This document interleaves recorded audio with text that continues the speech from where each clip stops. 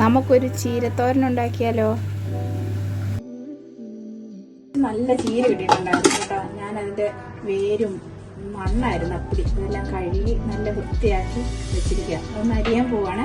ചീര അരിഞ്ഞ് വെച്ച് ചീരക്കുള്ള അടുപ്പ് 4 പച്ചമുളക്, 2 അല്ലി വെളുത്തുള്ളി, ഒരു പിഞ്ചിരി ജീരകത്തോരനാണ്,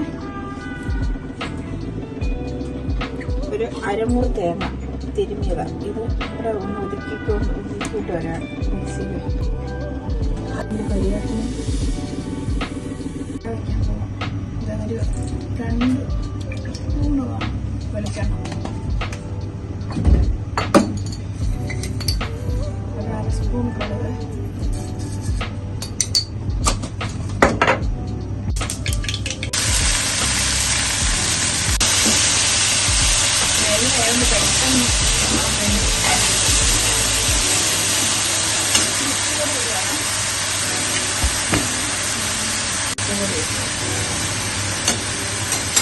കടുക്, ഒതുക്കി വെച്ചത് നമുക്ക് അരക്ക്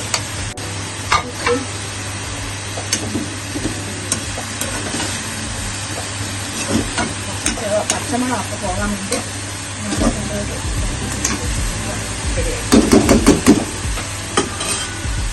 ചീരത്തോരനായിട്ടുണ്ട് കേട്ടോ.